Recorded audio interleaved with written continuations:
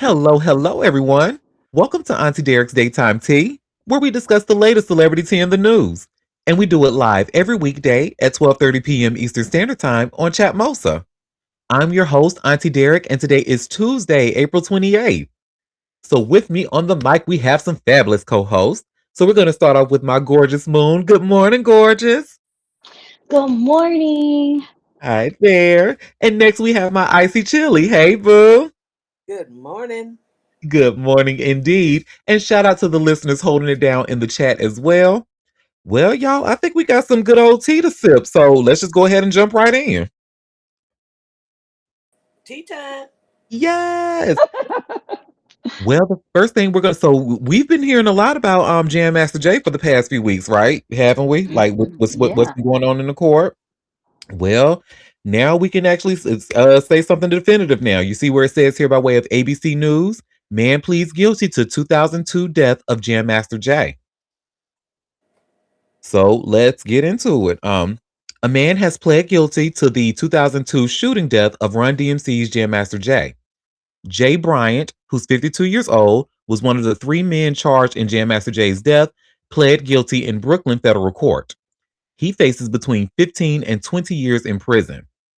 According to a press release from the United States Attorney's Office for the Eastern District of New York, Jam Master Jay, whose real name was Jason Mizell, and forgive me if I said that incorrect, but he was at the studio located on Merrick Boulevard in Jamaica, Queens, when Bryant entered the building containing the recording studio and opened a locked fire escape exit door to allow Carl Jordan Jr. and Ronald Washington to enter the building without being seen by Jam Master Jay. The press release says that Washington pointed his firearm at an individual and demanded she lay on the floor. And Jordan approached Mizell and fired two shots at close range, striking Mizell once in the head and killing him. The press release adds that court filings say that 2 months prior, Jam Master Jay acquired approximately 10 kilograms of cocaine on consignment from a supplier. The cocaine was intended to be distributed in Maryland by Jordan, Washington, and others. Prosecutors say that Mizell cut Washington and Jordan out of the deal, worth almost $200,000, and following the betrayal, Washington and Jordan murdered him. Jordan and Washington were arrested in 2020 and convicted in 2024. A judge overturned Jordan's conviction, and prosecutors are currently challenging that decision.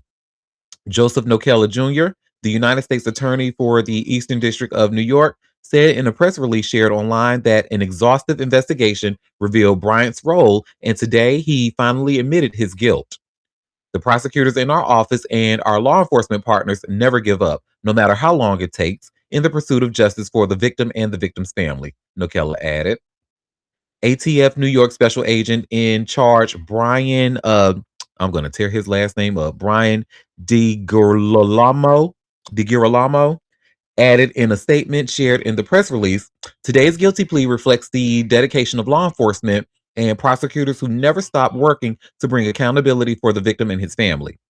We are grateful for the partnership of ATF New York, Joint Firearms Task Force, Long Island, ATF Philadelphia Allentown Office, NYPD, and the U.S. Attorney's Office for the Eastern District of New York. Jam Master Jay's death follows the killings of Tupac Shakur in 1996 and Notorious B.I.G. in 1997, which authorities also struggled with for years. Shortly after Jam Master Jay's death, Run DMC, which included members Joseph Simmons and Daryl McDaniels, announced that they were retiring the group name out of respect for Jam Master Jay. The group was inducted into the Rock and Roll Hall of Fame in 2009 and received a Grammy Award for Lifetime Achievement in 2016. Yeah, we have a comment saying he was fine. Yeah, he was definitely a looker. He was definitely that, honey. And I just hate that this happened. And this is all of course there have been speculation about what happened for years now, but now it looks like prosecutors, I guess, were able to prove beyond a reasonable doubt and got the man to admit to doing this. I'm guessing. Yeah, crazy. And a shout out to the DMC of Run DMC, Daryl McDaniels, honey. He was one of the, if not the first rapper to actually pose for the No Hate campaign. So it's always refreshing to see like black men, especially straight black men, speaking out against homophobia. So shout out to him. Well, that is that on that. Um, Girl, so honey, now we don't know if it's because of that old biracial asshole, but Megan Thee Stallion done quit her job on Broadway, honey. Just a couple of weeks before she was supposed to had done so. And y'all see here where it says here by way of TMZ, Megan Thee Stallion exiting Broadway show early after Klay Thompson split. So this starts. It's an early curtain call for Megan Thee Stallion on Broadway. She's dipping out a couple of weeks early, announcing the change in plans on the heels of her split with NBA baller Klay Thompson. The singer has a role in Moulin Rouge, and she was set to end her Broadway gig May 17th. But now she says this Friday will be her last performance. In a social media post Monday, Megan says, "It's been such an honor to be part of the Moulin Rouge family, and I've met so many amazing people in this theater. Y'all work so hard, and I have so much respect for the dedication, the stamina, the work ethic, the time, and the effort y'all put into the work. I'm so grateful for the cast and crew that made this experience so meaningful. And to all the hotties that showed up or plan to attend, thank you for supporting me during this incredible journey. I love y'all. See you soon." As TMZ first reported, Megan spilled all the tea when hard launching her split with Klay on Saturday, telling us trust, fidelity, and respect were compromised. Megan Thee Stallion hit the stage Saturday night after announcing the split, and she appeared emotional during the performance, which we watched the clip of that. Now she's making an early exit. It will be interesting to see what's next. And as for Klay, he's just getting settled into the NBA offseason. His Dallas Mavericks missed the playoffs. Ha. Oh Ah, well. that's Fuck what you him, get, bitch.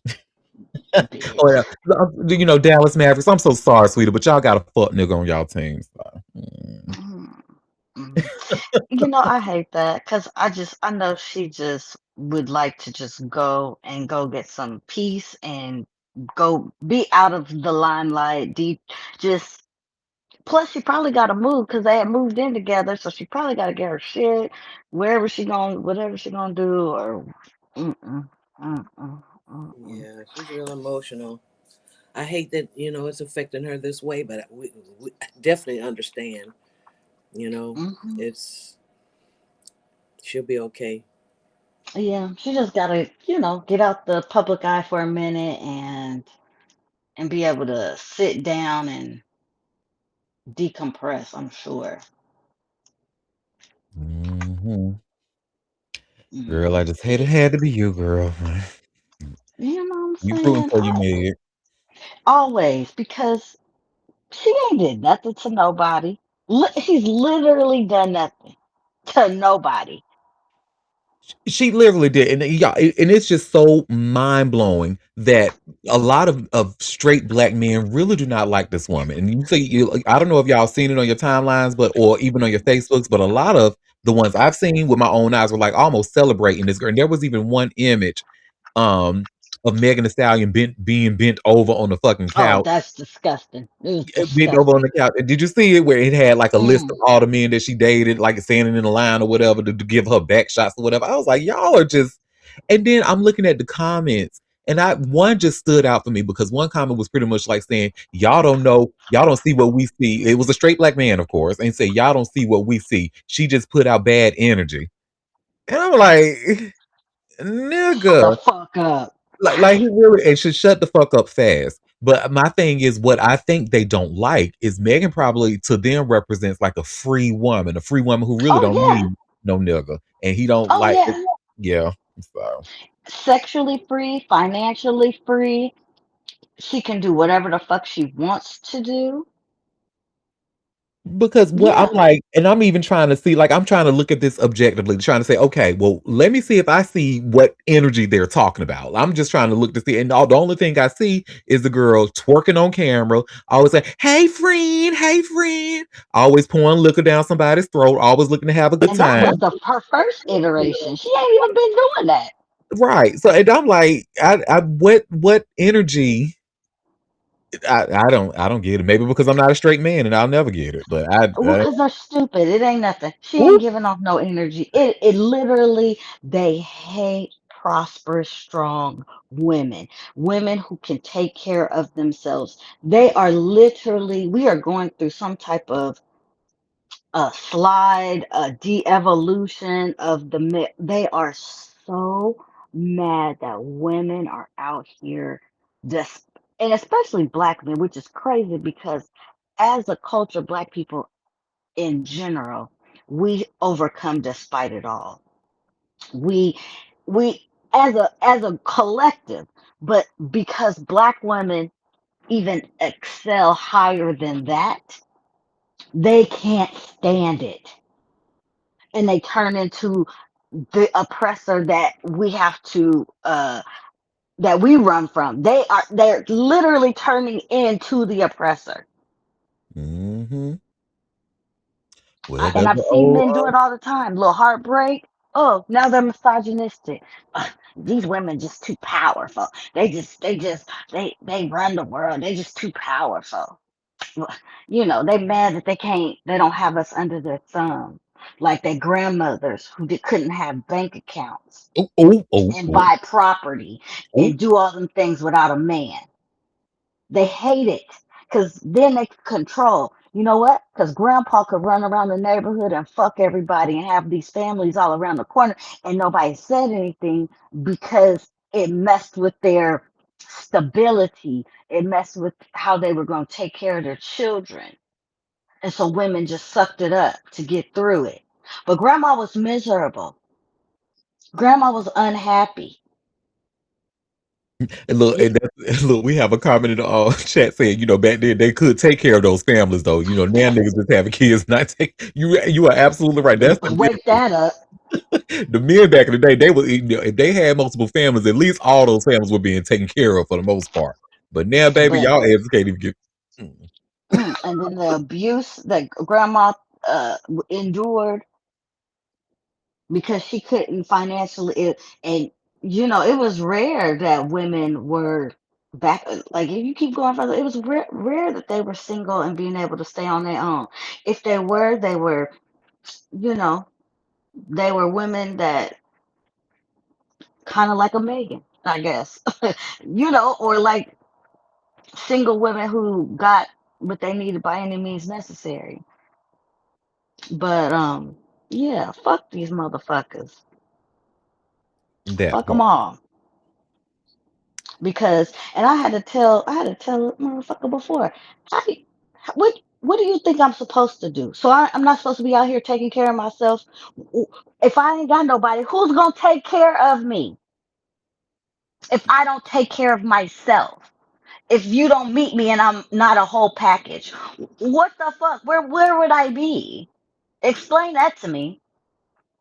Girl, I say it all the time, honey. These men, especially men these days, and I could even talk for the millennial men especially, millennial and a lot of Gen X men, honey. They want to be leaders so bad, but can't even lead a damn conga line. It's crazy. Okay. And that's the thing. Back then, you were 18. By the time you graduated high school, you was with your high school sweetheart. You met somebody while you was still at your parents' home. Most women were still at home when they got married, and then they went straight into a wife. Hmm.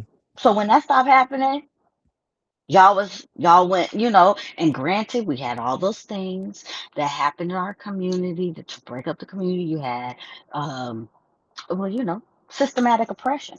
And then, locking up all the black men. So what was we supposed to do?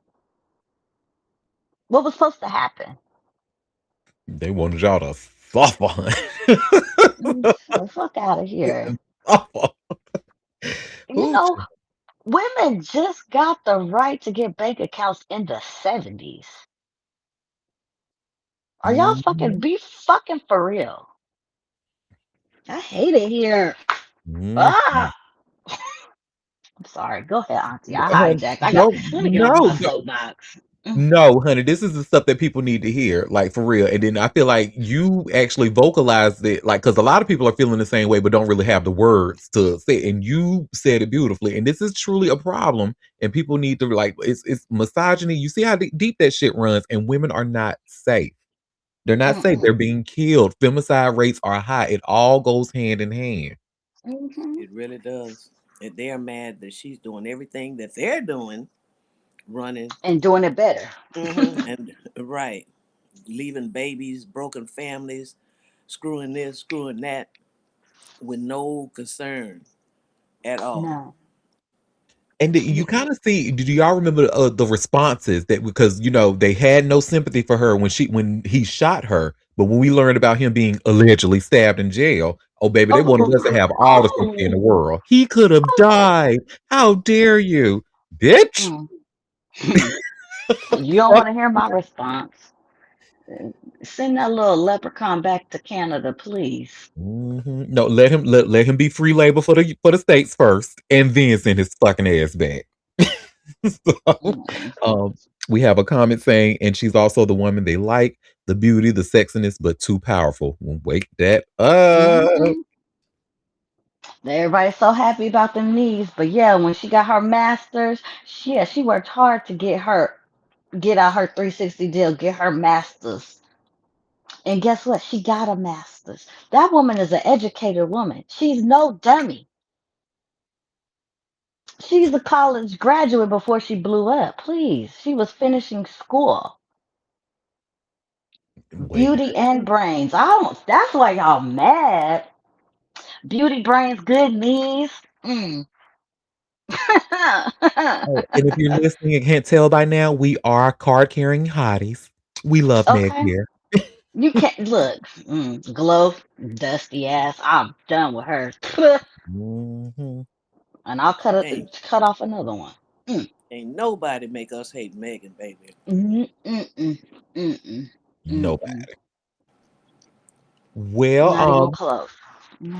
do y'all remember when I said about my opinion about the movie, the Michael movie?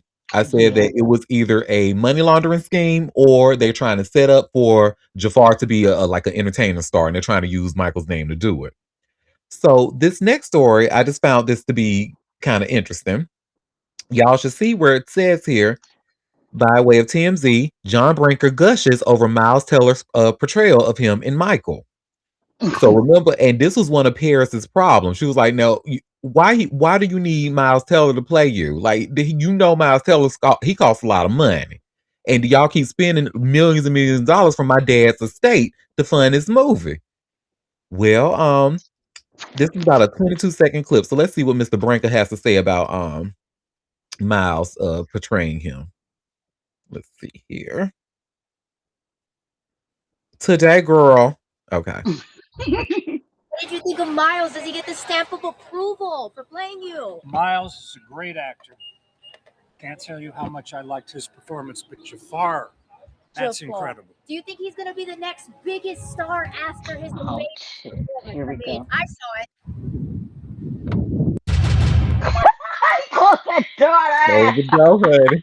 The next Because they be biggest asking star. me dumbass questions. You see what Really? you heard, you see, right? The next big, like, trying to put it in place. I'm telling you, I think there's a campaign going on. But Well, he can't do it. I'm sorry. He's okay. Go ahead. Sorry. well, and this finish, it says, "What's wild, you'd never guess Bronca's in the middle of a messy feud with Paris Jackson, who's been blasting him and co-executive John McClane over money issues tied to Michael Jackson's estate. Paris also took aim at the biopic itself, questioning why Branca cast an A-lister like Miles to play him, calling it a pricey move that might not pay off at the box office. Oh, Still, it the did. estate's not Oh. sweating it. A lawyer has already shut down Paris's claims last month and calling them without merit." I have a problem with Paris. She's stepping into her full white womanhood, and um, I don't appreciate the you are benefiting off of his estate, and then you put out a statement saying that you believe the victims and that are accusing Michael of sexual molestation. Wait, I Man, missed that. She yeah, said that?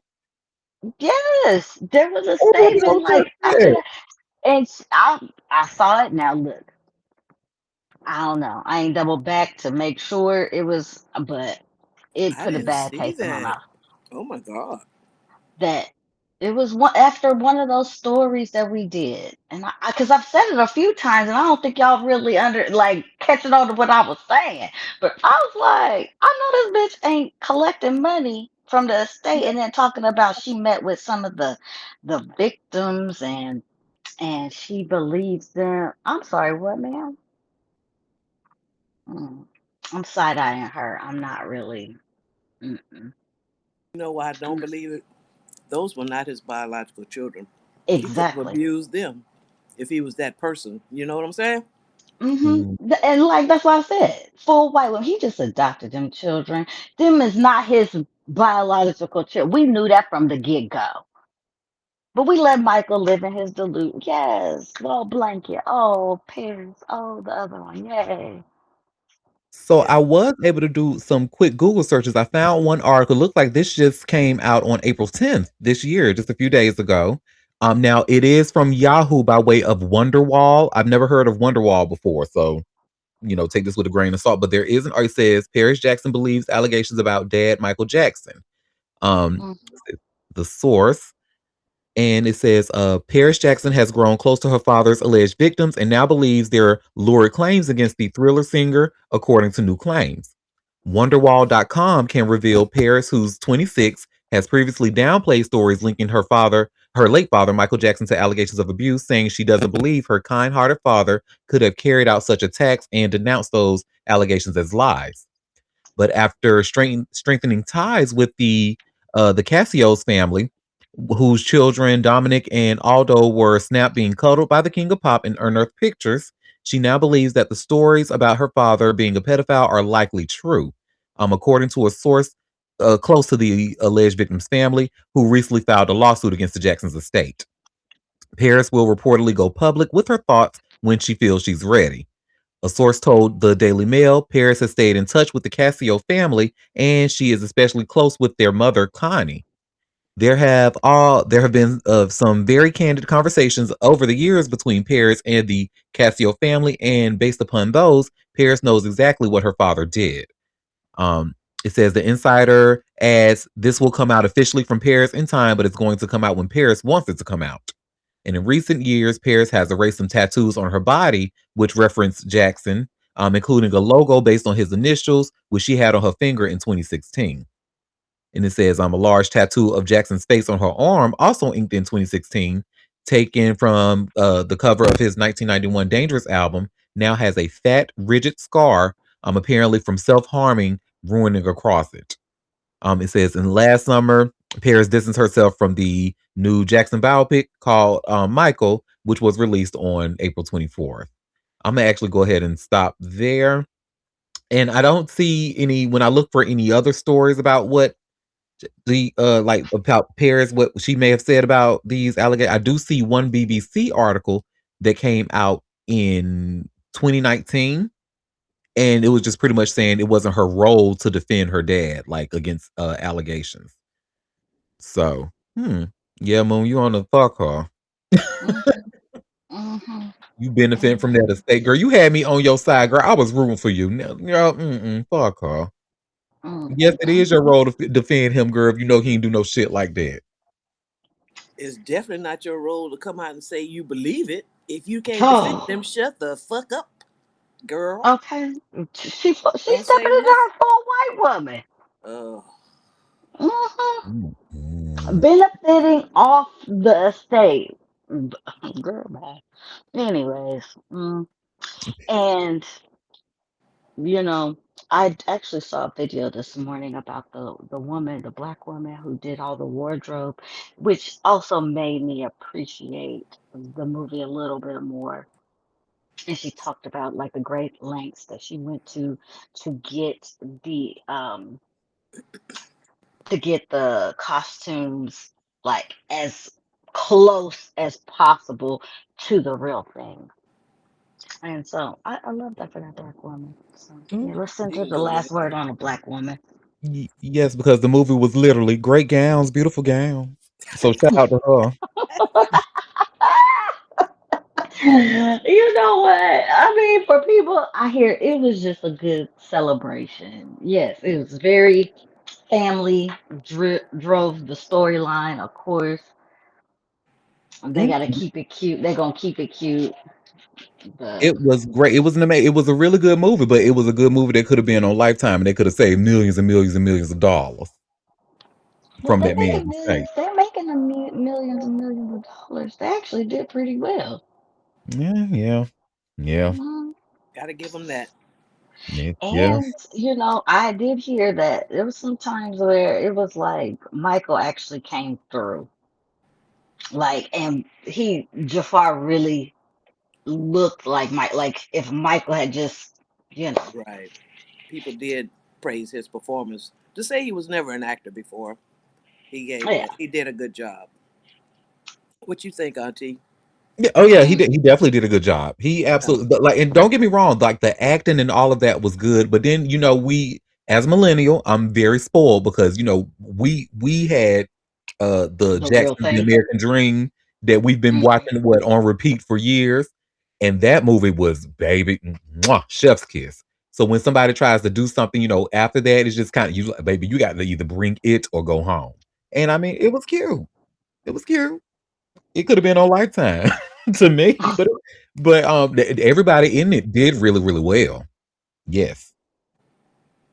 I mean, as long as it wasn't that damn Flex Washington one, I mean, I think we're winning. I think we're winning without, You know what? I won't give too much of that because it was terrible, but I thought it was camp. It was so camp, honey. Like, and you know I what? guess if that's the definition of Campton, yes, he did it, looking like a ghost. Flex gave us, baby, he put that chalk on, baby, and he went to work. He said, "Let me clock in and Honey. give y'all the best Michael performance you've ever seen, honey." You know that chalk really did it for me too, though. Like, my God, Flex, really? Somebody did come through and say nothing. Nobody.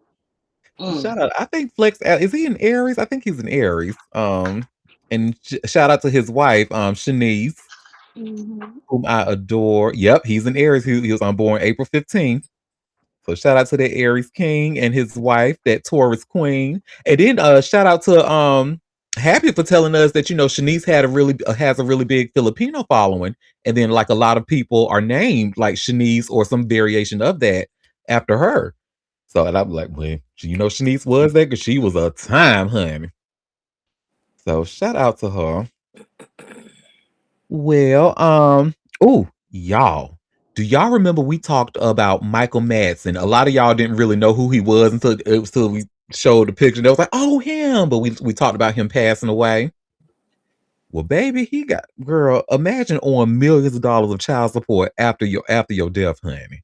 Like, girl. You should see where it says here by way of TMZ. Michael Madsen allegedly owes ex-wife $1.2 million in back child support. So we talk about another Michael's estate. Well, Michael Madsen is getting dragged to court even in death. Los Angeles County says the late actor owes his ex-wife a ton of money. According to new legal docs obtained by TMZ, the Los Angeles County Child Support Services Department claims Michael owes his ex-wife Janine Bisignano. I'm sure I said that wrong, so I'm sorry. But he owes her over $1.2 million in back child support payments. The department says the $1,267,573.49 in back child support stems from Michael and Janine's divorce judgment, which dates all the way back to March 1995. And it looks like Janine is entitled to a percentage of payments Michael received in his SAG pension plan.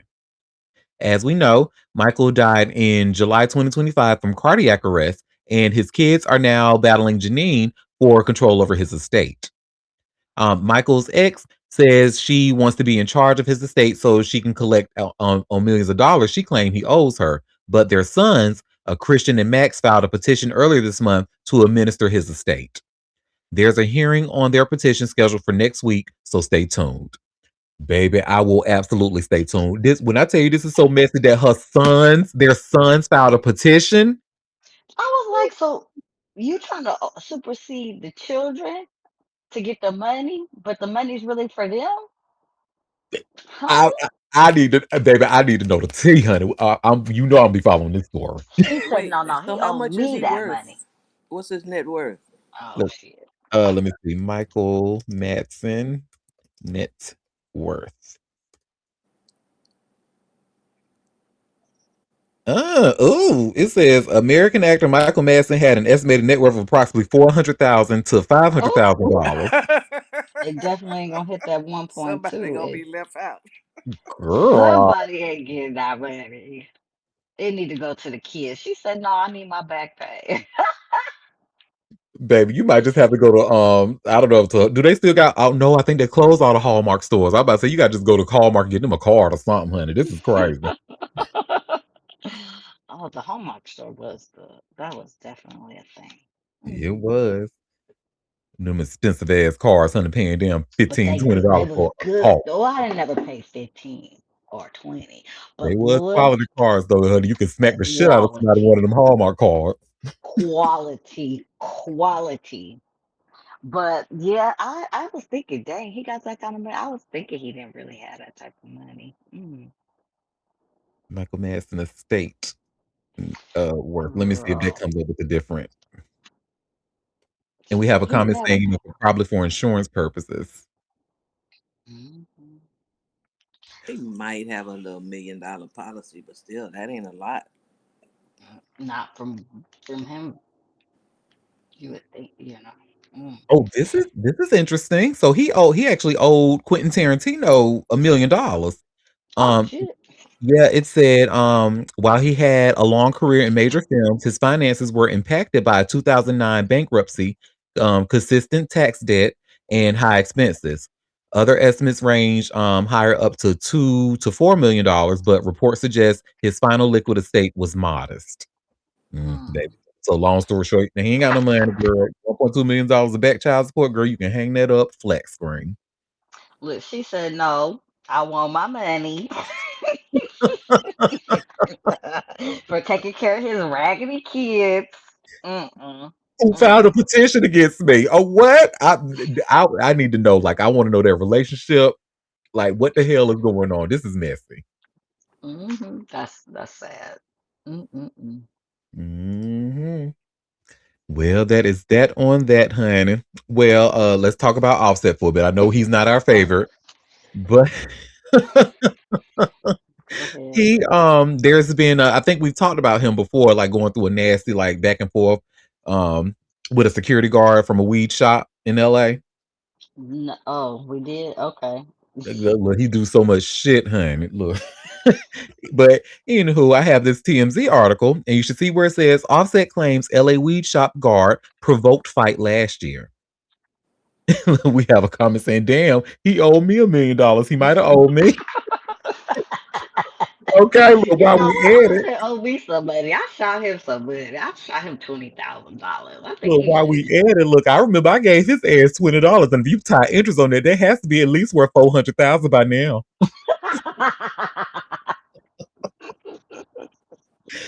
Well, well, it says here, Offset claims the security guard suing him for assault provoked the fight that went down at LA weed shop. TMZ has learned, according to court docs obtained by TMZ. The Migos member denied all allegations of wrongdoing in the case brought by a security guard named Jim Sanchez. Offset claims he's not responsible for any alleged damages and is asking for the entire lawsuit to be tossed. Jim sued Offset over an alleged incident that took place at MedMen LAX, a weed dispensary, in March 2025. The guard said the rapper showed up at the dispensary and became hostile and verbally confrontational after being asked to show ID. In the suit, Jim claimed Offset struck him in the face and others in his group also attacked him. He claimed he was hospitalized and continues to suffer from headaches and neck pain. He's seeking unspecified damages for assault, battery, and intentional infliction of emotional distress. Goes on. Offset's rep previously accused the guard of causing the fight and claimed the man spat on the rapper. As TMZ first reported, Offset was charged with a misdemeanor count of simple battery. An arrest warrant was recalled after the rapper's lawyer showed up to court to plead not guilty. Mm-mm. So, we said, oh, the madmen in my neighborhood. Oh, well, girl, do me a favor, girl. Go around there and ask some questions, girl. Be like, okay, well, what really happened? Were you here? Who was working that day? Now, did Offset really spit on that man, or was that security guard? Is he really an asshole who takes his job very seriously and probably try to, say, oh, he'll this East Coast because yeah, the West Coast got a little bit of beef with the East Coast, honey. Even though we thought that was over with, it's still there. So that West Coast security guard, Jim Sanchez, was probably like, rep your set, homie. Where you from? Knowing who he is, let me see your ID. And then it probably, I don't know. Because my thing is, Offset, right, from what we know, he's a terrible person towards women. We've never seen him being like terrible towards fans or like people in public and stuff like that. Like we know he's a narcissist with a gambling problem, but is he a rude celebrity? No, we've never seen anything like that. So this another. I mean, I would say I would follow this story, but I honestly don't care. But if it comes across my news feed and I happen to see it, I will update y'all. So that is that on that. How you say this boy's name? Is it Levon Bell? Le'Veon Bell? Y'all know I don't do sports, so how you say his name? Levon. Well, whatever his name is, he is messy and he talk too much. Cause now he talking about how his baby mom is sleeping with Future. Huh? I don't know who that is. Well, we gonna call him No, Levon Bell. it probably is Le'Veon with that E. Mm-hmm. Le'Veon Bell, probably. You know how. Mm. Look, we have a comment saying if that story comes across my news feed, keep it to yourself. No, I need to share the misery. You know, misery loves company. So we'll just call him Mr. Bell for now. Um, well, you know what, hell, if I say it wrong, I'm sure somebody correct me so Le'Veon Bell says that the mother of his child is currently in a relationship with Future. He opened up about the alleged situation during an interview on Respectfully, the Justin LeBoy show over the weekend. I think she's with Future now, he said of his ex. I think they're like together. I don't think she's his girlfriend. I just think they're fucking with each other. I don't think Future got girlfriends, do he? I feel like Future's just fucking. She's getting slid. From there, he claimed that his new girlfriend let him know about the situation. My girl knows this shit, he said, adding that he is still paying her child support. If you want the money, go ahead and have the money. It don't bother me. This nigga Future blocked me on Instagram. I don't even know what I did, he added. I don't know if she told him some shit or something. The comments on Future aren't the sorry, I had to scroll. The comments on Future aren't the only reason Le'Veon Bell's interview with Justin LeBoy has been circulating online. During another point in the discussion, he brought up Adam Gase. In doing so, he alleged that the former New York Jets head coach did cocaine during his time with the organization. I saw him with my own too, Bell claimed. Not just once, though. It wasn't just one time. That's what he did, though. Everybody knew that. That's what he did. But it was just crazy to me that I actually saw him doing it. I heard all the stories and shit. Yeah, that shit. Gase was on that cocaine. Adam Gase was fried out there calling plays.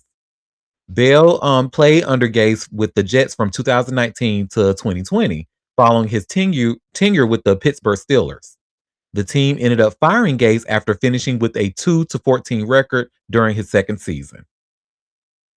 So now he talk about his ex baby mom's Future and his former coach, honey. He said, "Well, my Running baby his mama getting fucked by." goddamn mouth. Look, Why you telling that woman's business? he said Why she you telling getting the slid by woman's Future, and he got and Adam, honey. He like that business? cocaine. Look here. Who's the messiest person you know? It's a man. Running his fucking mouth. What? the hell?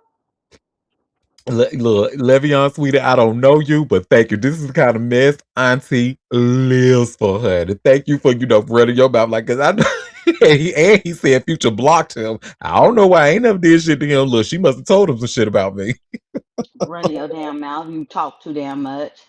Hmm. Well, that is that on that. Um, oh, John Forte. So we learned about him not too long ago passing away. Like all of a sudden, he had a mysterious death. You remember the iconic producer who worked with the Fugees? Mhm. Hmm. Well, you see where it says here by way of all hip hop, John Forte cause of death finally revealed months after his death. So John Forte left behind months of mystery surrounding his sudden passing, but the state medical examiner's office finally revealed what took the Grammy-nominated producer from this world. Complications from influenza A ended the life of the 50-year-old musician at his Martha Vineyard's home in January, with seizure disorder playing a contributing role in his death, according to the Vineyard Gazette. The announcement brings closure to a family and fan base that had been left wondering for months. Forte's legacy in hip hop runs deep through the 1990s and beyond. Born in Brooklyn in 1975, Forte attended Phillips Exeter Academy before eventually making his way to the music world. He carved out his reputation as a recording artist, producer, and songwriter who worked alongside some of the biggest names in the genre, most notably his contributions to the Fugees' landmark album, The Score. Beyond his work in the booth, he expanded into television and film production, lending his talents to HBO's Eyes on the Prize documentary series, where he collaborated with filmmaker Don Porter to tell stories that matter. Life on Martha's Vineyard became his sanctuary after years in the industry. He settled there with his wife, Laura Fuller, and their two children, um, Haley and Ren, building a quieter existence away from the spotlight. The island community embraced him, and he became known for his frequent musical collaborations with singer-songwriter Carly Simon, the two creating work together that reflected their shared artistic vision. His journey from the East Coast to becoming a Grammy-nominated artist represented a redemption story that resonated with many who followed his career. The combination of his production skills, vocal abilities, and creative vision made him a respected figure across multiple genres and media. A memorial service celebrating his life and contributions to to music and culture was held at the Martha's Vineyard Agricultural Hall earlier this year, bringing together those who knew him personally and professionally. Oh, that was sweet that they honored him like that. And yeah, so long story short, it says it was he had from complications from influenza A, and he also had a seizure disorder that played a contributing role to it as well. So sad. Well, that is that on that. May he continue to rest in peace, and condolences to his family and loved ones and fans. Yeah, so that young lady, Ashley Janae, who people are suspecting that may have been killed by her fiance in Africa. Well, we know that her body is now back in the States. Her family has her body. But what they don't have, honey, is that ring, that engagement ring. That's been unaccounted for.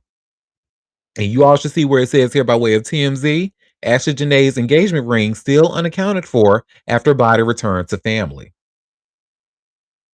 So, Ashley Janae's engagement ring is still unaccounted for, even after her body was returned to her family, TMZ has learned.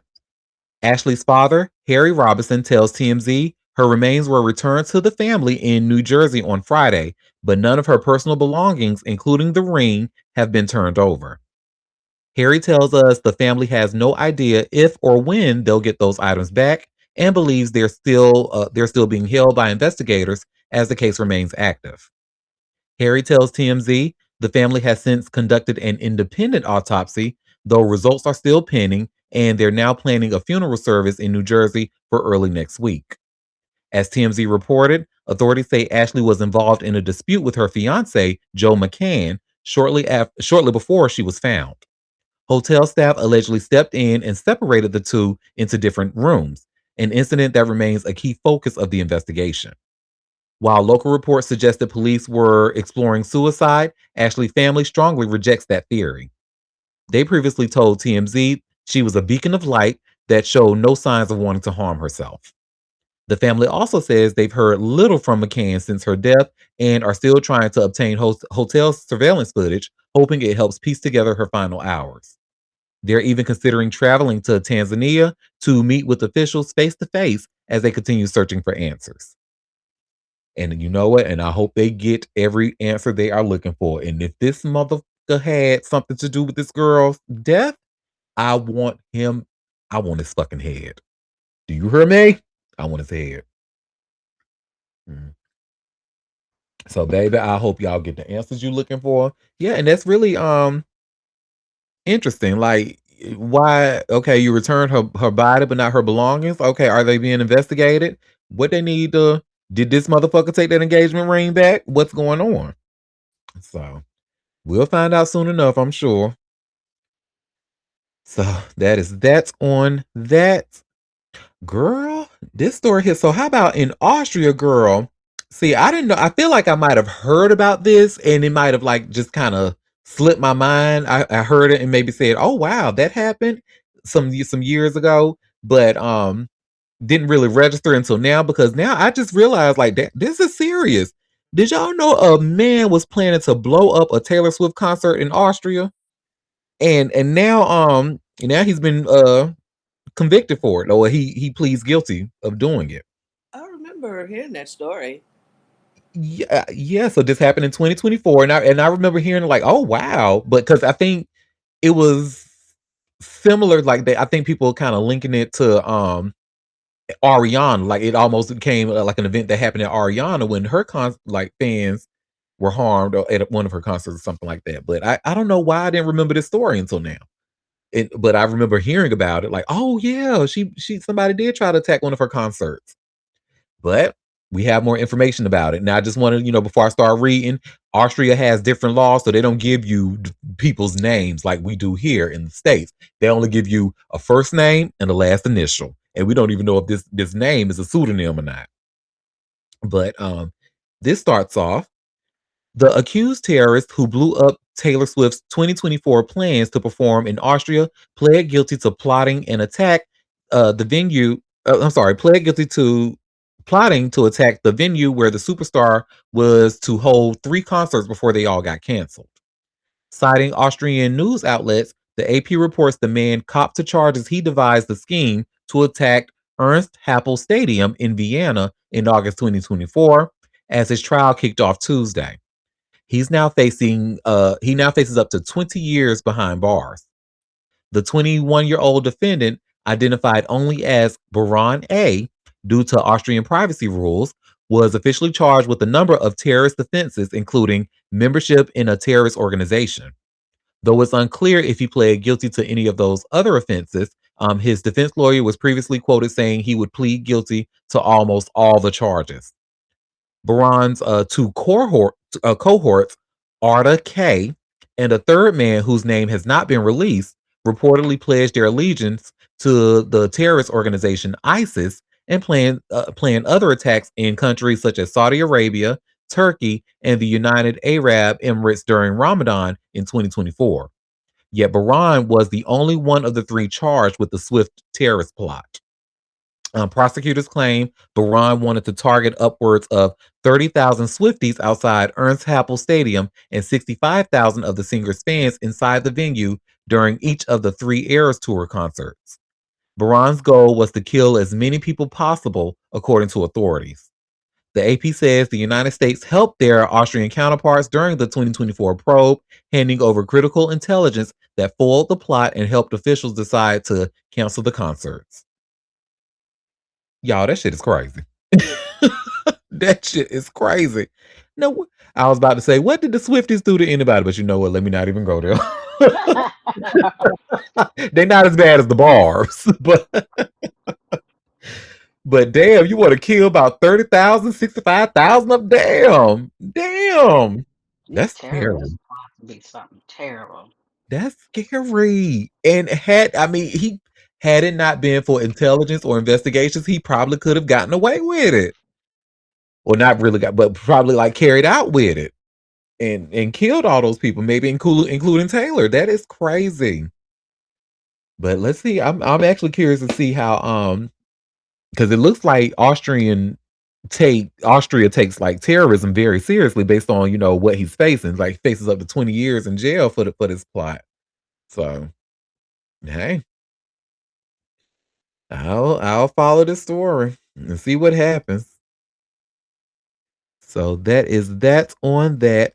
Y'all, somebody who I am starting to like every time I see her, that Priya Jane girl. Y'all remember who Priya Jane was, right? She was Eric Dane's girlfriend or ex-girl, whatever she wants to call herself, but she was the one who donated $10,000 to his GoFundMe.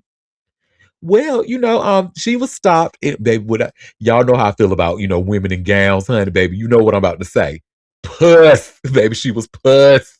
But they call her, being puss, talking about her new movie. And they wanted to see what she had to say about Eric's, final Euphoria performance. Still. Baby, they trying to get the tea out of her, and she only giving them just a little bit. Like she's giving you the cutest answers, but y'all, she is wearing that blue dress, honey. But let's see what she has to say. Oh, yes, honey, they are still bothering her about this. Hey Priya, how are you? Hi, I'm good. How are you? Good to see you again. So we're here at your movie premiere for Deep Water. You got to tell us about it. What can you tell us about this movie? Honestly, it's so exciting and it's such an honor to be a part of this film. Rennie Harlan is a legend, and Deep Blue Sea is an incredible film, and I'm really excited to see Deep Water. Are you excited to see yourself on the big screen tonight? I really am. I'm excited to see everyone I worked with, and I'm excited to see myself on the film. Do you have like any jitters? Are you nervous about seeing yourself on the big screen? No, I'm excited. I did want to talk to you. Obviously, Euphoria season 3 it premiered a few weeks ago. I wanted to know, have you been watching? Have you seen Eric's performance? And what are your thoughts, man? Yes, I have been watching. It's an incredible show. It's a great season, and Eric is incredible in everything that he's ever been in. And it's amazing to see him act. How's it been watching him on screen? Has it been like challenging, watching his performance, or? I mean, he's so talented, and I love watching him as an actor. And of course, I wish he was here to see it himself. And Do you plan on finishing out the season? You're a big fan of the show as well, right? Yeah, it's a great show. It's a really good season. I love that. Well, it's good to see you, and congrats on the new movie. Thank you. Thank you so much. I like her. I don't know what it is, but it's something about her I like. But and then it just finishes. Like her, yeah. Yeah, and then this finishes. It says, as TMZ reported, the beloved Grey's Anatomy actor passed away from ALS, and there was an outpouring of support from his friends and family. In the way of a massive GoFundMe set up for the actor's daughters, and it's worth noting that Priya donated $10,000. Let me just kind of see what their GoFundMe is now. Let me see. Hey, puppy. Oh, hey, puppy. Let me see. Where is the Let me see if I can find the link. TMZ is the worst with these over asked questions. My God. Girl, you know how they do. And you could tell she was uncomfortable. Like, why are you asking me this? So uncomfortable. But you know what? She was so uncomfortable and puss at it. She was just giving that blue trout. Oh, I was like, yes, girl. Oh, and that makeup she is gorgeous. That is a gorgeous girl. And baby, she won't give you. She's like, I love seeing him act. Yeah, I'm gonna finish out this season. It's a great show. Yeah, I wish he was here to see it. Yeah, baby, that's all you're getting. So don't try it. No, she is media trained. I do love that for her. Love it. I love it. Well, that is that on that. Y'all, this story is sad. So Samuel Monroe Jr., and trust me, y'all probably don't know him by name, but you are definitely going to know him by face, especially if you're a Black Gen Xer or millennial. You gonna know this man. But he has been having some medical problems, and you should see where it says here by way of TMZ. Menace to Society actor Samuel Monroe Jr.'s family launches GoFundMe for medical bills. So Samuel Monroe Jr., best known for his role in the 90s classic film Menace to Society, is fighting for his life in the hospital, and his family is asking for help with his mountain medical bills. TMZ reported earlier today, or maybe this was yesterday, but the actor has been on life support in a SoCal hospital for the past 3 days, and he's battling meningitis. As for the prognosis, we're told is unclear. Shauna Stewart, Samuel's wife, tells TMZ the family has created a GoFundMe as his substantial medical bills pile up, and they hope fans will help no matter the amount they can spare. The GoFundMe reads in part, the funds raised will go directly towards covering his mountain medical bills and providing for his children during this incredibly difficult time. Every donation, no matter the size, will help ease the burden on Samuel's family and ensure that Kingston and Brooklyn have the support they need while their father fights for his life. The 52-year-old actor has appeared in a slew of films and TV shows, including Tales from the Hood, Set It Off, The Players Club, Out All Night, and NYPD Blue. Samuel also appeared in Don't Be a Menace to South Central While Drinking Your Juice in the Hood, the Wayans brothers spoof of 1990s LA-based crime dramas. Baby, that's one of my favorite movies, by the way. Anyway, Shauna told us around 18 months ago, Samuel contracted meningitis while shooting a movie in Vegas, and his condition was repeatedly misdiagnosed, so he got worse and worse. Mm, mm, mm, mm. So I'm not familiar with meningitis. Let me just do a simple Google search really quick. Uh, Meningitis. So meningitis is a serious inflammation of the membrane surrounding the brain and spinal cord, usually caused by viral or bacterial infection. Ooh. And it says common symptoms include sudden high fever, severe headache, stiff neck, nausea, and confusion. It spreads through close contact or respiratory droplets, requiring urgent medical treatment with antibiotics or antivirals. So it sounds like COVID. Is that similar to COVID? Airborne? No. Oh. The method of transmission is, but it's a completely different thing. Meningitis. It's like a Mm. rapid infection of the brain, spinal fluid stuff. Can be Ooh. fatal in hours, depending on the kind, but they're all transmitted via respiratory droplets. Now, you do have to be sort of like in a really sort of close environment. It's not spread as easily as COVID because COVID floats in the air as opposed to you being close to a person with meningitis and they're talking Mhm. to you or whatever. But yeah, it can be very, very deadly. Yeah, they have meningitis vaccines out now. We used to have a lot of kids that come in and die from a particular kind of meningitis. They got a vaccine for it now, but it used to be a big thing back when I was a young nurse. Um, I mean, you can go from being okay to being very, very sick in 24 hours and losing your limbs because it just kills your vascular system. Your arms, legs turn purple. They don't come back. Got to amputate. All kinds of things. So, yeah, it was meningococcal meningitis. So, it's still a thing. My goodness. And it sounds painful. Yeah, it's not fun. It's not fun. Definitely you need to get to the hospital. You can't just be, oh, I got meningitis, I'm in bed, drinking some orange juice and eating soup. Mm-mm. It ain't I never that. actually had a friend that contracted it when he went back home to Africa, and yeah, took all four of his limbs Hmm. to save his life. Yeah, seen Very it life many changing. times. Yes, it is.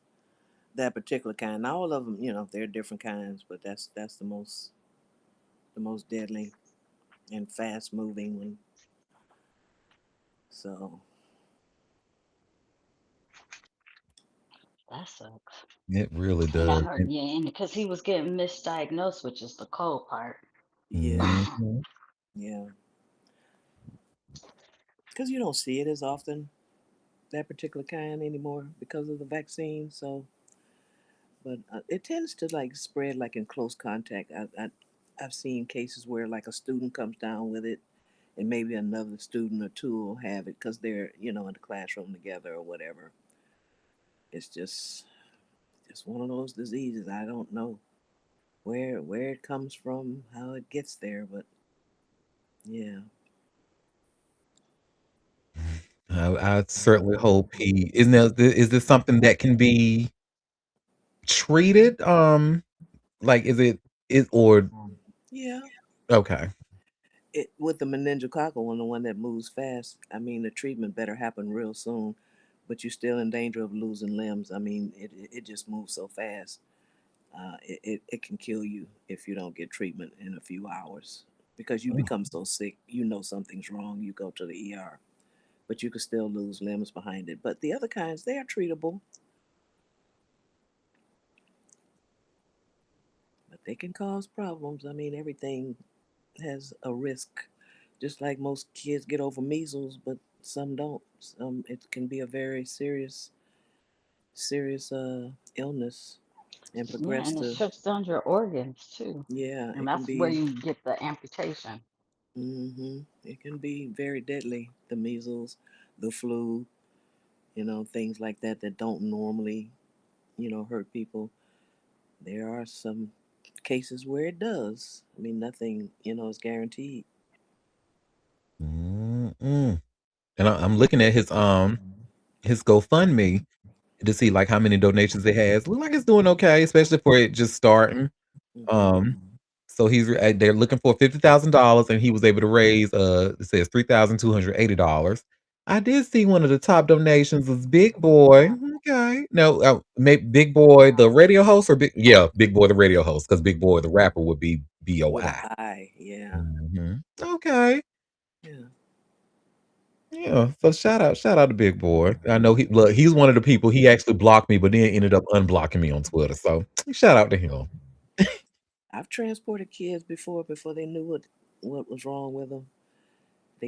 There's a prophylaxis. They can give you drugs. You have to take a few days of uh, antibiotic if you've been exposed. I mean, I never got it, but I mean, imagine being in the back of an ambulance or in a helicopter. That's not a lot of space. You know what I'm saying?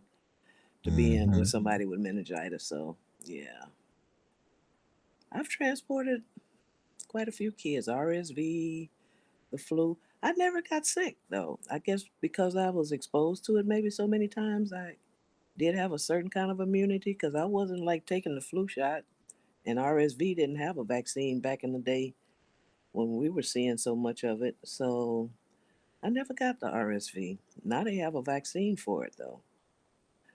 I'm like, Oh. So we have a question in chat. What is the link to his GoFundMe? I will actually share that for you all. So if you want to donate, if you're listening and want to donate, his GoFundMe link will be on slide 14. So you can go ahead and help him and his family out. All right. Well, that is that on that. What we got next? Some other people y'all don't. These people y'all definitely don't care about. But Huda Mustafa. Oh, so yeah, her and that boyfriend of hers. Um, so you should see where it says here by way of TMZ. Huda Mustafa's boyfriend, Lewis's baby mama, claims Love Island star is evading court battle. So give me 1 second. Chill. I'm hearing an echo. I'm gonna just mute you. oh, sorry. And this starts off Love Island USA star Huda Mustafa is allegedly evading being served a restraining order petition filed by her boyfriend's baby mama, TMZ has learned. A rep for Huda adamantly denies the claim. According to court docs obtained by TMZ, lawyers for Nicole Oliveira, who has a child with Huda's boyfriend, Lewis Russell, says they're having trouble getting the legal docs effectively served on Huda. According to the filing, Nicole hired a process server to try to serve Huda at her luxury condo in North Carolina. The lawyer says the process server was told by security to leave and not come back, and he says the guard threatened to call the police if the man didn't leave. Nicole says she believes Huda is actively evading service to avoid the court battle.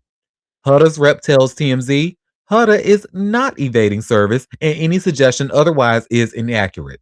No attempt has been made to serve her while she has been present at her residence, with attempts instead of occurring while she has been away working on music for her upcoming rollout. The rep added she will address any legal matter through the proper and the mature way via her legal team.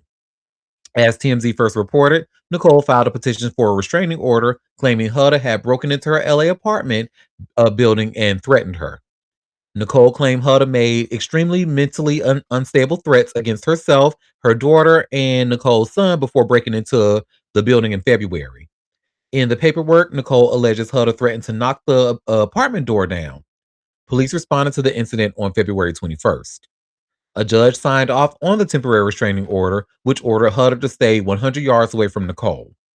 Another source with direct knowledge told TMZ that Huda has never been in contact with Nicole and denied the claims that she threatened Louis' baby mama. Ghetto. Well, it seemed like straight men gonna always have y'all in some shit, don't they? Y'all always stay in courts, I swear. Well, that's that on that, girl. If you like it, I love it. So that's that. Let's see what we got next. So, somebody else who I just learned was, as of all of Friday of last week, honey, I just found out who this man was, and now I'm learning all his business. But CT Tamburello from The Challenge. So you should see where it says here by way of TMZ. So the wife that we first talked about with him, who filed for divorce, it's actually being delayed, this process, because he's overseas filming. And you should see where it says here by way of TMZ, the Challenge star CT Tamburello is filming overseas, causing divorce delay.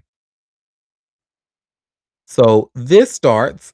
The Challenge star CT Tamburello's divorce from OnlyFans superstar Catalina White has hit a roadblock due to him being overseas filming a reality show, TMZ has learned. According to court docs obtained by TMZ, CT and Catalina are negotiating a settlement. The parties say the deal is in its final stages, but add that CT is currently filming. CT is currently filing and how they type this? Yeah, currently filming a reality show and had very limited contact with his counsel. The court docs note both parties expect the settlement to be finalized soon. Both parties are asking for a short extension on filing certain financial docs so they can get it done. As TMZ first reported, Catalina filed for divorce in January after secretly getting hitched in October 2024. The OnlyFans model now claims the marriage was irretrievably broken and notes they have no children. She did not request support from CT. CT responded by listing the same date of separation. He also admitted the marriage was over. Oh, he says CT is a cluster. Oh. Apparently. Because you got What does that mean? A clusterfuck? What? I think that's what he meant by clusterfuck. Because I think somebody, when I would put the clip of on social media, I saw somebody, oh, he needs to get a job or somebody. It just wasn't, the response wasn't good when it was talking about him. So yeah, he I don't listen. I'm just learning who this man is, honey. But the fact that both of his wives are taking him to court for different reasons, one for a divorce and one to try to get increase in child support payments, that's well, that's that on that, honey. I got 3 more stories left. This story here, so I know millennials probably remember this girl, Kirsten Storms, who famously plays Xenon. And I know she had some roles on General Hospital as well, but honey, her ex, said her baby daddy said that this girl crazy. And you should see where it says here by way of TMZ, General Hospital star Kirsten Storms' ex granted restraining order due to mental health crisis. So let's get into it. Kristen Storm's ex-husband, Brandon Barash, claims the soap star is exhibiting concerning behavior and he fears for their daughter's well-being. And now the judge agrees she is suffering from a mental health crisis, TMZ has learned. According to court docs obtained by TMZ, Brandon pled for an emergency restraining order against Kirsten and it got approved. Brandon, who also starred on General Hospital, said following their divorce, they moved separately to Tennessee. He said Kirsten's landlord sued her for eviction and instability with housing has been a recurring theme for his ex. He said from September 2024 until June of 2025, Kirsten never maintained a permanent residence and either stayed with friends or at hotels, but frequently changed hotels because she was convinced people were following her and the child to her room. Kirsten and Brandon have a 12-year-old daughter. In addition, Brandon claims Kirsten's car is about to be repossessed and he had to loan her $5,000, which he says remains unpaid. Brandon claims the housing instability and other issues caused him great concern for Kirsten's ability to adequately care for the minor child. Brandon points out Kristen has been a well-paid actress, having recurring and long-standing roles on several soap operas since the late 1990s. He claims on May 19th, 2025, Kirsten reached out to him and told him she was experiencing delusions and hallucinations and didn't think she would have the child for her parenting time. He said his current wife helped Kirsten get into a hospital where she was placed on a psychiatric hold. Once released, Brandon said Kirsten acted as if nothing had happened. Brandon claims in November 2025, Kirsten called him, telling him people were breaking into her apartment, removing things, and placing them into her car to mess with her. He claims one of Kirsten's friends told him she believes the actress is abusing Adderall and possibly other substances and has had repeated episodes of melting down, being triggered, hearing things or voices that were not there. Just this past weekend, Kirsten posted a video claiming she'd been hacked. Brandon has asked the court to make Kirsten undergo a mental health evaluation, but it's unclear if that's happened yet. For now, Kirsten is allowed supervised visitation with their daughter, and this week, the judge is scheduled to review the status of the restraining order. We've reached out to Kirsten for comment. So far, no word back. Girl. That's sad. Really sad. Really sad, honey. So that is that on that. I mean, he kind of ate that one little thing, though. Like, look, she had recurring roles since the 1990s, and I had to get her car about to be repossessed, knowing she got to drive our daughter around, and I had to get her $5,000 that her ass probably said she was going to pay back, but never did. And yeah, sad. Yeah, especially clearly she's got some mental illness that is happening with her right now. And it's unfortunate because the daughter sees that, and it's sad. I hope she gets the help she needs. That makes two of us, especially for the sake of that 12-year-old daughter they have. Well, that's that on that. This next one, let's talk about this nasty motherfucker, this nasty Native American here. Oh, he should be oh, girl. So Nathan Chasing Horse, honey. You should be ashamed of yourself, you nasty fucker. Well, you all should see where it says here by way of TMZ, Dances with Wolves actor Nathan Chasing Horse sentenced to life, and with good fucking reason. So let's get into it. An actor who appeared in the Oscar-winning film Dances with Wolves has been sentenced to 37 years to life in prison for sexually assaulting Indigenous women and girls over a period of 2 decades. A Las Vegas jury found Nathan Chasing Horse guilty of 13 of 21 charges he faced in January following an 11-day trial on Friday. He was originally arrested for the crimes by a SWAT team in 2023 and was booked in the Clark County Jail for child abuse or neglect, sex assault against a child, and sex trafficking of an adult. Chasing Horse was accused of using his influence in the Native American community to take advantage of his victims. He was convicted of 10 counts of sexual assault of a minor under 16, 1 count of open gross lewdness, 1 count of sexual assault, and 1 count of possession of visual presentation depicting sexual conduct of a child, local outlet KTNV reported.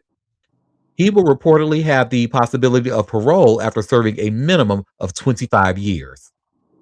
Chasing Horse has been charged with sex crimes in other states and Canada, according to the Associated Press. British Columbia prosecutors reportedly said they will determine the next steps in their prosecution after any appeals are finished in America. He maintained his innocence in court after his sentencing. Nathan Chasing Horse's attorney, Craig A. Mueller, tells TMZ they plan to appeal the case and Horse maintains his innocence. Mueller believes the case should have been tossed because of the statute of limitations. Girl, Mueller, you can shut the fuck up. Mm-hmm. Oh, child. This we have a comment saying Dances with Wolves movie was so long ago. Some of you were probably just born or not born. I haven't seen it. I've never seen it either, and I've only heard of it, because I I have a watched Native it. American background. But Mm-hmm. I saw it. It was a good movie back in the day. Yeah, I saw it too. Dancing with Wolves. Let me see what year it came out. That's Long Kevin time ago. Costner. Oh, Hmm. 1990. Oh, girl, I was 4. A bitch was 4, honey. Wow. You know, Yep, and that's he when was he Kevin was was Costner, okay? He was okay. that guy. You know what? No shade, but he kind of still is. I think Kevin No, Costner he can kind of, is though. Yeah, yeah, he's he not kind of still lying. doing his thing. He's still legendary. And this is the guy in that movie, so you can see he was a child. And do y'all remember seeing him in the movie? Well, of course. Dang, he was young. Dang, because he definitely looks horrible now. Hmm. Mm. And And I guess traumatizing already traumatized people, and oh God, the using his influence nastiness. and doing it in a Native American who is already like indigenous people, honey, are like They already and traumatized. yes, and you doing this shit. Now To your we'll own have another people. conversation about their racism towards black people, but that's another conversation for another day. But yeah. So, mm-mm. And I guess I should just say racism that I have seen and experienced on my end, with members of my tribe. So that's that on that. Well, the last story we're gonna end it on a good note, honey. So it looks like the New York Times just made a list of the greatest songwriters. So the 30 greatest living American songwriters. And let's see. I have this hot new hip hop that talks about a hot new hip hop article that talks about it. And Mhm. you also see where it says here Jay-Z, Missy Elliott, and more named among best living songwriters. So, They're not wrong. Okay. oh, they're not wrong at all, honey. It says the New York Times has published a list of 30 greatest living American songwriters as voted by over 250 insiders and 6 critics. Jay-Z, Young Thug, Kendrick Lamar, and many other hip hop artists earned their way into the rankings. So I'm actually gonna share my screen because the Kirko Twitter page actually listed everybody who was um who was in this, and we can look at this list together. Okay, so you see the New York Times published an unranked list of the 30 greatest living American songwriters voted by over 250 music insiders and 6 New York Times critics. So, Young Jay-Z, Young Thug, Kendrick Lamar, Outkast, Missy Elliott, Mariah Carey, okay, The Dream, Bad Bunny, Babyface, Stevie Wonder, Nile Rodgers, Jimmy Jam and Terry Lewis, Smokey Robinson, mm, Lionel Richie, Taylor Swift, Lana Del Rey, Dolly Parton, Bob Dylan, Bruce Springsteen, Paul Simon, Carole King, Willie Nelson, Diane Warren, Fiona Apple, Lucinda Williams, Romeo Santos, Valerie Simpson. Oh, I know that's right. Valerie Simpson, Brian and Eddie Holland, Stephen Merritt, Josh Osborne, Brandy Clark, and McAnally. If I said that wrong, I do apologize. But That's a yeah, strong list. I mean, I don't know how Young Thug got on there, but other than that, it was pretty freaking accurate. I know how Young Thug got on there. Have you heard Jeffrey? That album where he had on that dress? Oh, baby, he gave you some of his best work on there. Not saying I don't like Young Thug. I mean, it's got some bops, I suppose. His little high pitched squealing he be doing. I tend to like it, but Yeah, okay, sure. We have a comment saying Taylor Swift with a question mark. Absolutely Taylor Swift, baby, because of their Red album alone, honey. Let me tell you something that y'all know I usually don't see it for Tay Tay like that because I don't like country sounding music. But that Red album, that little skinny white girl made it do what it do with them lyrics, honey. This bitch said this girl opened the song. Losing him was like riding in the blue Maserati down a dead end street. Who said shit like that? Who, That's a baby, I good see one. why Taylor Swift is on that list. That was a And good quiet as it one. kept, Lana Del Rey. Absolutely. I don't know any. I don't know Lana Del Rey music. Lana Del Rey said, my pussy tastes like Pepsi Cola. I said, Okay, what? I'm sorry. I feel like that's not a good look, but okay, sure. oh. And we have a comment saying, fuck that string cheese bitch. And the gag is that could go for either Taylor or Lana. Well, Oh, but yeah, shout out to the New York Times for this list. This was actually like Moon said, a really really strong list with some really strong songwriters on there. And I'm just glad to see like that people like Eminem or Notion. I'm so glad Eminem has one on this damn list, honey. mm, So, yeah, I think based off what I've seen, it's only like a few people who I'm not really familiar with, but I'm sure if I were to look them up, I would like the Josh Osborne, Brandy Clark, and I don't know who they are. Brian and Eddie Holler, I'm not sure, but I do know most of everybody else on this list. So yeah, damn good, strong list. mm-hmm. Especially Valerie Simpson, honey. Solid as a rock, Okay, honey, and will always okay. be. Well, That was the y'all. classics, man. Absolutely. Well, y'all, that was all the tea that I have for us today. So before we head out, did anybody have any tea that they want to share or any tea that I might have missed? Um, just some political news. Jim Comey has been re-indicted again. They going back after him again. Oh God. Oh Lord. I know. Let me see if I can These find an people article about this shit. ain't got nothing else to do. When I tell you, I cannot wait until we are so done with this. It was over a post for Instagram. Oh, the first. Oh yeah, from a long time. Yeah, yeah, yeah. That's what. I mean, he been trying to get after him, but that little post, the 8647. Oh yeah, Oh, wow. yeah. Mhm. Yeah, I see. And just like Moon said, I just shared the CNBC article. Ex FBI Director James Comey indicted for his 8647 seashell post on Instagram. Okay, girl. like, It's so tiresome. it really is. Let me just have Copilot do like a, because I want to get a, understand. Let me have Copilot do a quick summary of this page.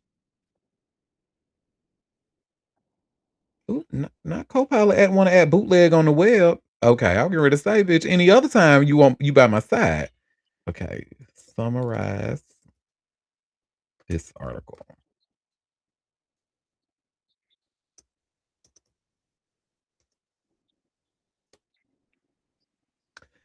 Now they know they probably won't win anything, but this is just to harass this man financially and Mhm. Mhm. mentally, make him spend money defending himself against baseless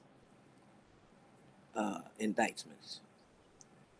This is all this is. It's petty revenge when we have so much more going on that needs to be focused on than indicting this man for this bullshit. The world is on fire, and we Mhm. looking at a bird in the window. Come on now. Mhm. This man, he really is running this country into the ground. Child. And the AI summary of this says former FBI Director James Comey has been indicted because prosecutors say an Instagram post he made A picture of seashells arranged to spell 8647 was actually a threat against President Donald Trump. Oh Trump God. Trump and his allies argued that 8647 meant 86th the 47th president, with 86 being slang for removing or get rid of someone, and Trump being the 47th president. Comey said that he never intended it as a threat, deleted the post, and said he opposes violence. This is the second time Comey has been indicted during Trump's second term. The first case, involving accusations that he lied to Congress and obstructed justice, was thrown out by a judge who ruled the prosecutor had been improperly appointed. The new charges have not yet been publicly detailed, and the story is still developing. He means get his ass out of there. It doesn't mean assassinate him or kill him.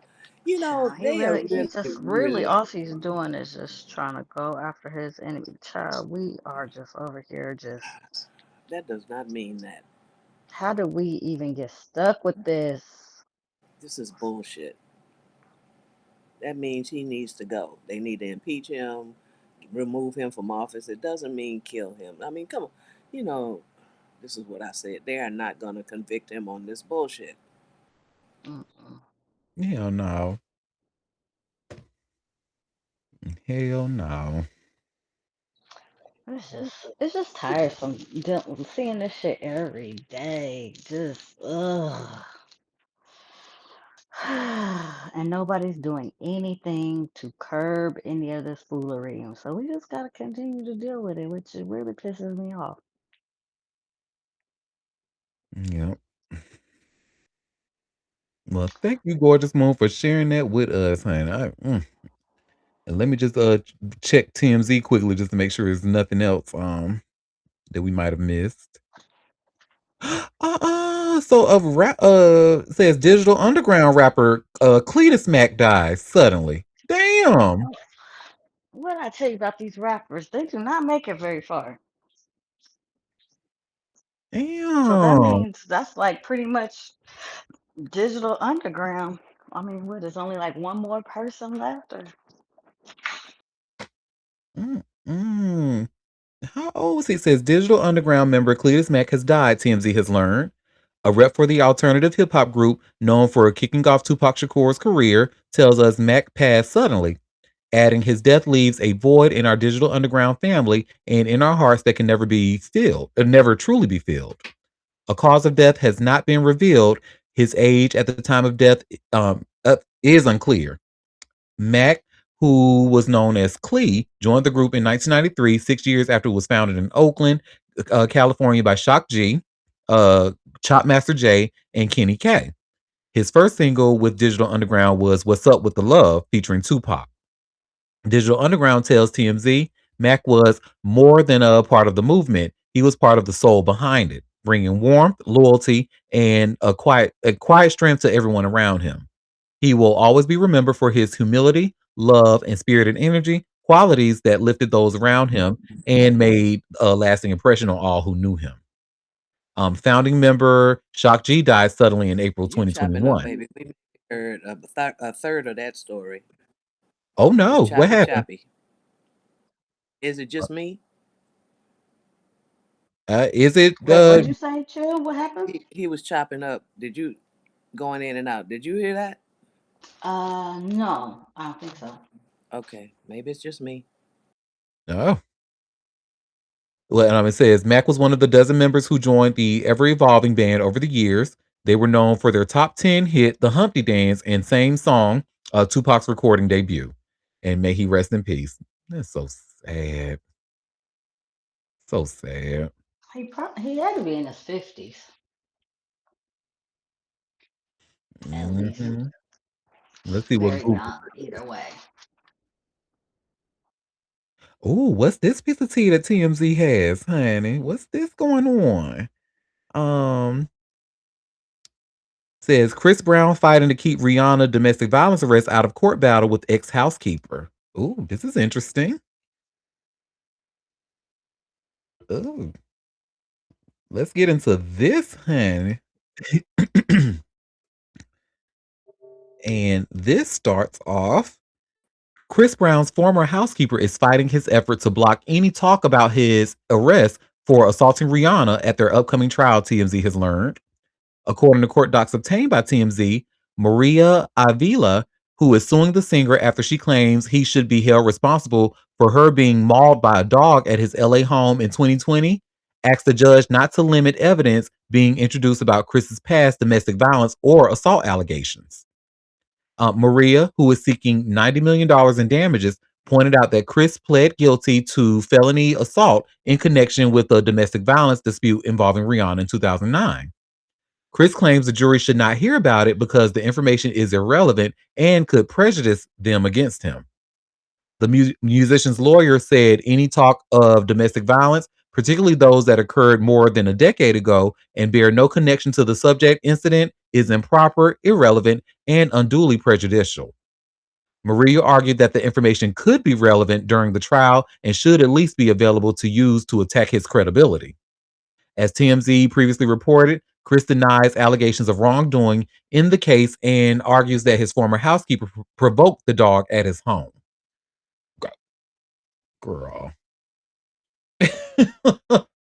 You know, initially when I first started reading the story, I was like, yeah, what does that case, what does like the DV case have to do with a dog mauling you? But now I see she's trying to use, oh yeah, this is his character. This is like especially with how he responded to that. The housekeeper provoked the dog. Are you kidding me? Okay. Well, we gonna see how this plays out in court, child. Oof, messy. Well,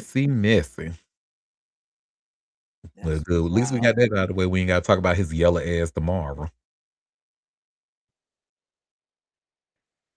Well, that was the now before we head out, did anybody else have any other tea they wanted to share?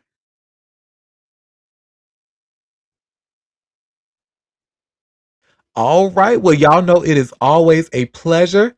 Thank you for taking time out of your busy day to come and sip tea with me. Don't forget to subscribe to a bitch. Head over to auntiederek.com and hit the big green subscribe button at the top left. You'll get your daily hugs from me in your inbox. And we will be back tomorrow for another live show starting at 12:30 p.m. Eastern Standard Time if you can make it. But until tomorrow, I hope you all have a fabulous rest of your day. Bye, everybody. Bye, everybody.